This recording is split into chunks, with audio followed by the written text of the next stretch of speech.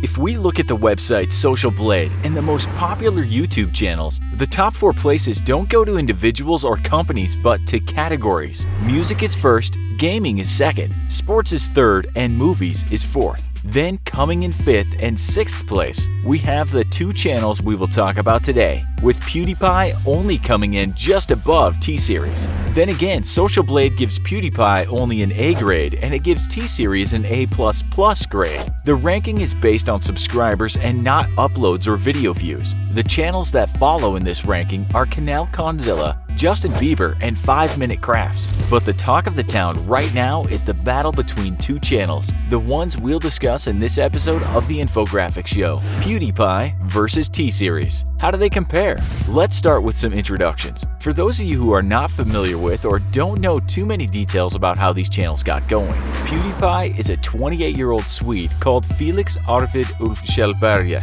While he was studying industrial economics and technology management at University of Gothenburg, he started a YouTube channel. He dropped out of uni and soon started to concentrate on graphic design and also in the background his channel. No one lives for free and creating content isn't easy when broke. And it's also well known that one way he earned an income when he got going was by selling hot dogs. While the media reports that his parents were wealthy entrepreneurs, it seems young Felix wasn't just handed a silver spoon.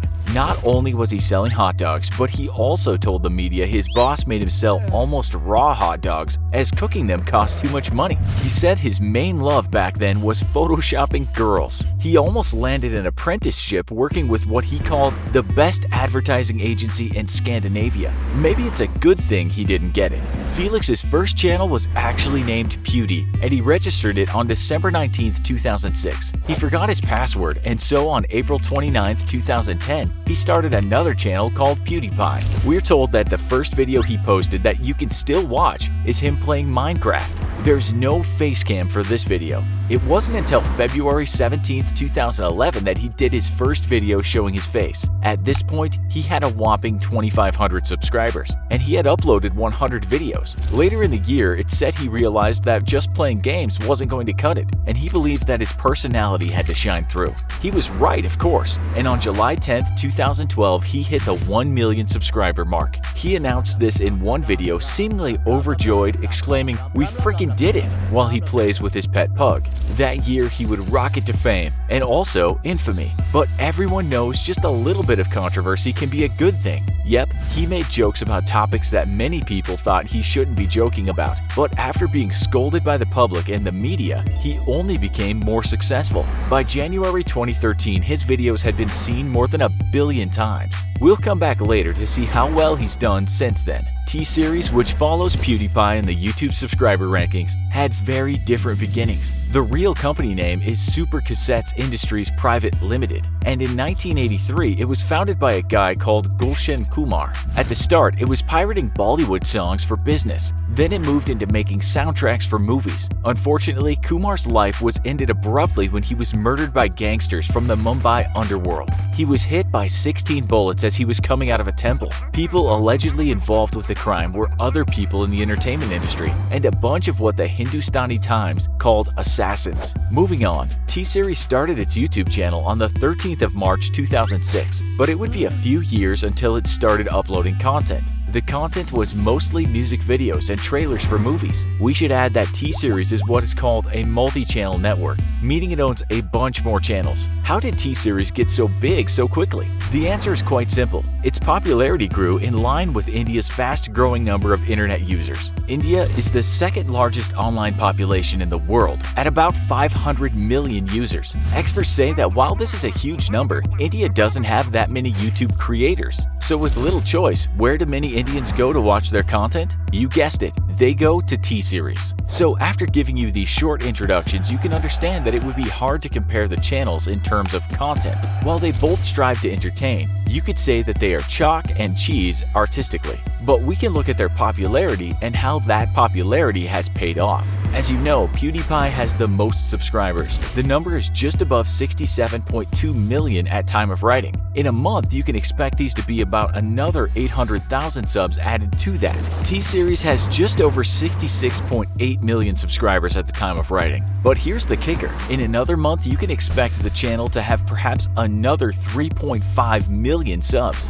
What that means is by the time you watch this show, unless PewDiePie experiences some kind of miracle, T-Series should have done the overtake. As for video views daily, T-Series gets anywhere from 70 to 90 million views as we write this, so let's call the average 80 million. PewDiePie's video views per day are all over the place, but lately the number has been around 5 to 8 million views a day. That's why T-Series gets that A++ grade we talked about earlier in the show. But how does this translate to money? Which is no doubt the main motivation why these two channels get out of bed in the morning. Social Blade gives an estimated yearly earnings, but the minimum and maximum amount is vastly different. That's because advertising revenue is complicated. Let's just cheat here a little and see what others say about the earnings of these channels. One article in the Indian media in 2018 told us from January to July 2018, the T-Series network of 27 properties raked in around $100 million US. That's just below the maximum for T-Series alone that Social Blade gives, which is $115 million a year, not 6 months. But as T-Series is a company that does a lot of things and has around 4,000 employees, let's just concentrate on what Social Blade says about the channel.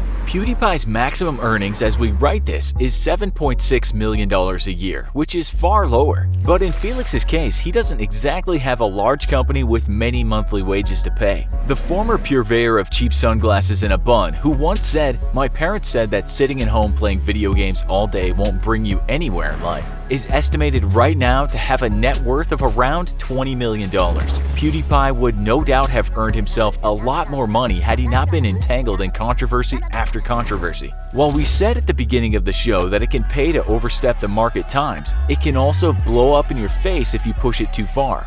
In terms of advertising revenue, this can be anathema, and Forbes wrote in 2017 that there is no doubt he would have been much richer had he held his tongue at times. On the other hand, you could argue this irreverence to political correctness has been what charged his campaign. Yes, his channel is wholly disliked by many people not young or born into what's called Generation C. Yes, he is torn to shreds on Twitter and Reddit on a regular basis, but obviously someone likes him. His detractors just seem to be more outspoken than his devotees. His content is also mocked by the mainstream media for being mindless to the extreme, what Wired called aggressive stupidity. But he's doing something right. He did start reviewing books, serious books, so obviously PewDiePie isn't a clown without a brain. He even sold his own book, This Book Loves You, which sold over 112,000 copies. That's not bad, but looking at how many people watch his channel, we can extrapolate that making YouTube videos will give you a better living than writing books as we head into a more digitally connected future. Maybe readers are a dying breed.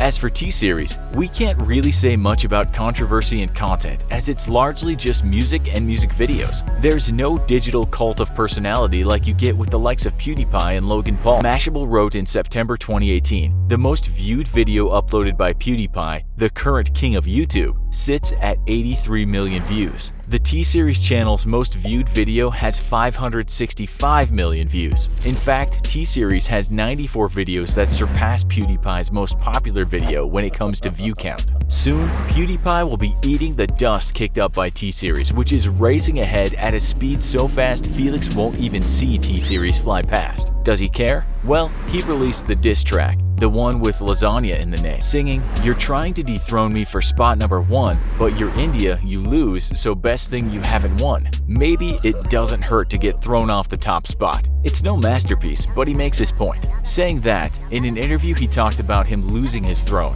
"I don't really care about T-Series," he said. "I genuinely don't. I think that if YouTube does shift in a way that's more corporate, something else will take its place." What do you think? Does he care about losing his spot? What about all the criticism he gets for his content? Does he deserve it? Are you a fan? Are you a fan of T-Series? If so, what's so good about it that gets so much attention? Tell us in the comments. Also, be sure to check out our other video, Average American versus Logan Paul. Thanks for watching, and as always, don't forget to like, share, and subscribe. See you next time.